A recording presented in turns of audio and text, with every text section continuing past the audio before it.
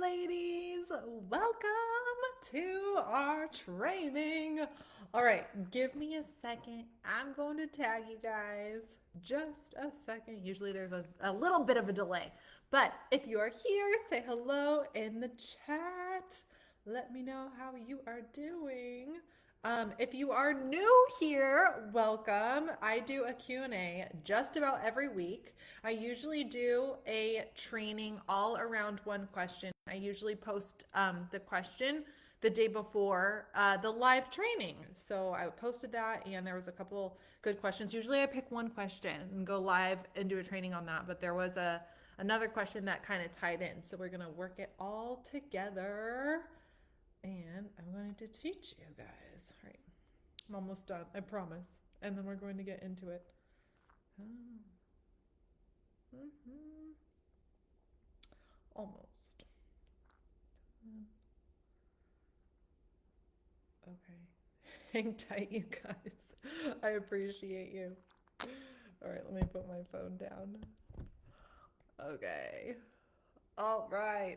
Okay, so today's training is a mixture of macros, knowing what's important, but also how long you should be in a calorie deficit. So if you're watching the replay, write hashtag replay in the comments so I know you were here, so that I also know that you saw the training and you learned a thing or two. All right, so let's dig in. Okay, so the first thing you need to know is I was recently asked this question and she said, a lot of coaches talk about macros. You talk a lot about a calorie deficit. Is a calorie deficit more important than macros? And the answer is calorie deficit will dictate if you lose weight, stay the same, or gain weight. So that will dictate that piece. And then the macros are going to dictate where you lose the weight from. So they really go hand in hand. So it's not like you should pay attention to only one of those, right? Because if you lose weight, you want to lose weight from body fat, and that's where the macros are going to help you. Calorie deficit is going to help you lose the weight. So that's why they're both super important if you want to lose weight and lose weight from body fat and you really want to get more of a maybe firm look, defined look, and you don't want to feel soft, okay? So for the macros, there are 3 of them, and sometimes it can be overwhelming if you pay attention to too much, and you don't need to pay attention to everything. So I'm going to break it down for you so that way it can be very, very easy. All right. So calories are the first thing you need to pay attention to, and that will put you into a calorie deficit. If you have no idea how to get into a calorie deficit, message me calorie deficit and I will send you a free guide. Okay. So the calories are very, very important. And then,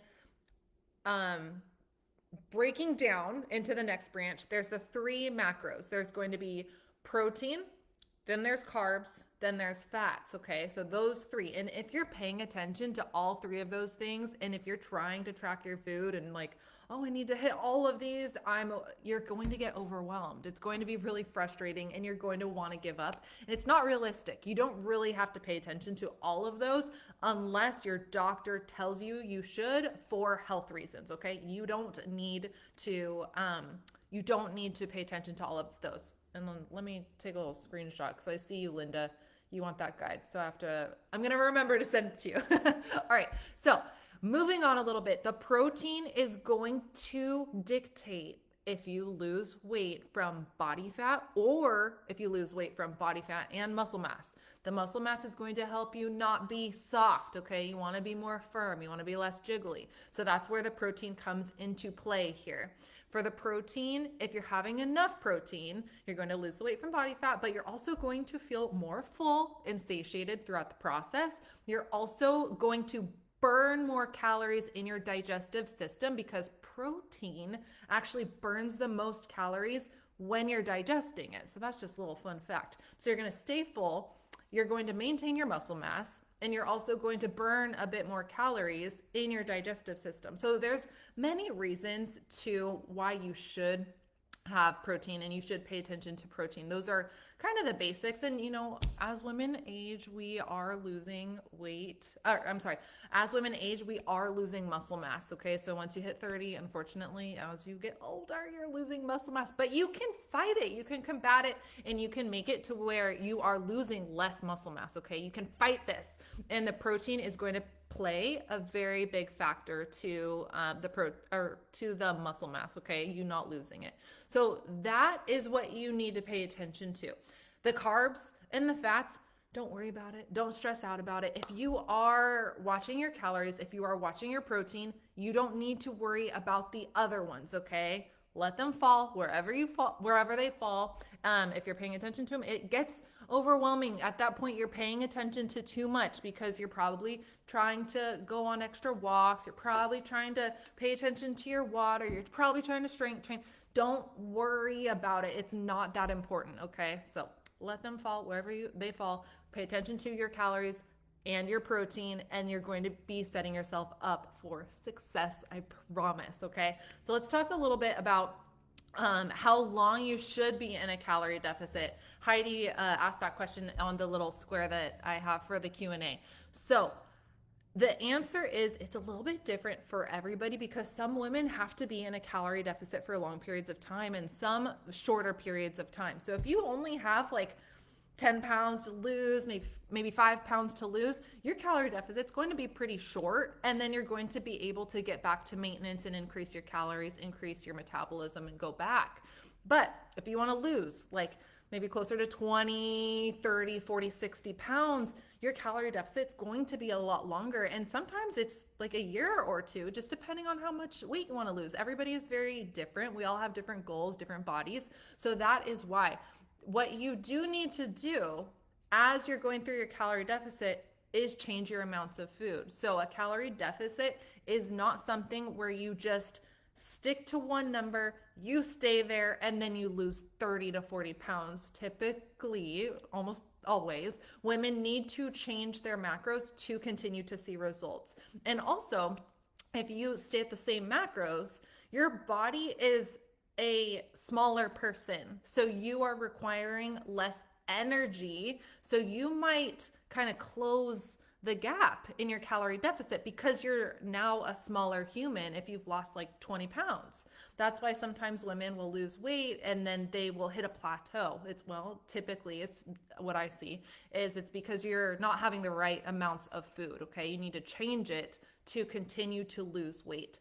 Something that you also need to do is, ladies, your body is so smart. It's so brilliant. So what happens is when you're in a calorie deficit, your body wants to do one thing overall, well, two things. So procreate and also wants to survive. Your body wants to survive. It does whatever it can to just like keep you good, keep you healthy. So it's analyzing everything. And one thing that it analyzes is how much energy, like calories, how much food you're putting into your body. Okay. So it's constantly looking at that. And so what can happen is if you stay at a low amount of food for a long period of time, your metabolism can adapt to that. So it's not bad. It's just your body being very, very smart. So sometimes ladies, they will tell me, my metabolism is very, very slow. My metabolism is broken. I don't know what to do. And it's not broken. Like nobody's metabolism is broken, but what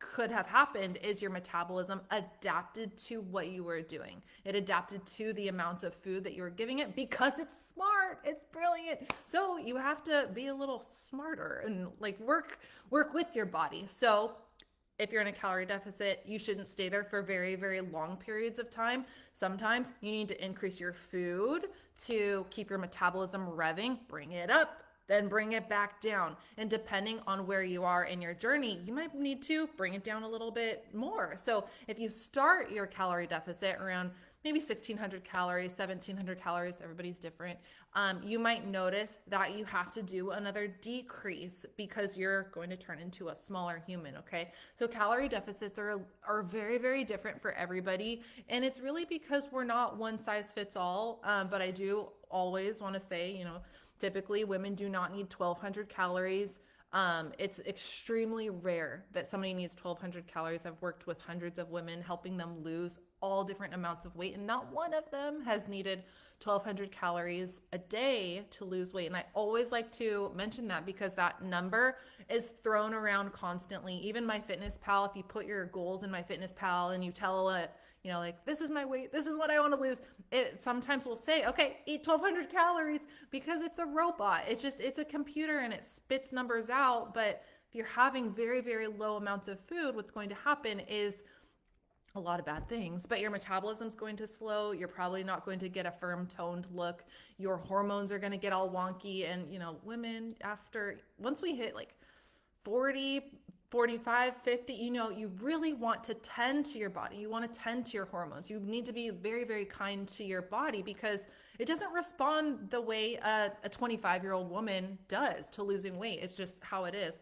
So you do want to give your body the fuel, the energy, the food that it needs to not only lose the weight, but to keep it off as well and feel good in the process. You want to feel good. You want to be kind to your body and your hormones. You don't want it to backfire. So I would beg to say nobody listening to this needs 1,200 calories, just because of how many women I've seen and worked with, and they just didn't need that low amount of food. So you guys can eat a little bit more than that, okay? All right, ladies, that's what we have for today. I hope you enjoyed this live, and I will talk to you later. If you want that calorie deficit guide, if you want my free guide, message me calorie deficit. I will send it over to you, and that way you can know what kind of calories you should be in to be in a calorie deficit and lose weight, okay?